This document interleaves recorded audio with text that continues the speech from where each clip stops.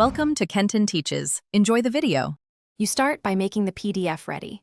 Open Files or Google Drive and make sure the PDF is fully downloaded and visible. Grant storage or drive permissions so the system can create shortcuts.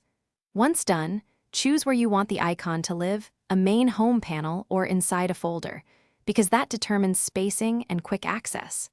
Now long press the file or tap the three dots menu to reveal the option to add a shortcut. This is the first actionable step you need.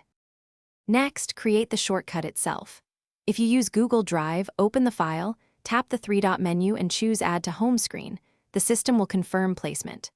In Files or a file manager, long press the PDF and select Add to Home or Create Shortcut. If your launcher doesn't show that, use a small Shortcut Maker app to point to the file. Make sure you confirm the home placement when prompted, because that step pins the file for one-tap access going forward. Finally, position and test the shortcut. Long press the new icon to move or rename it so you recognize the file quickly.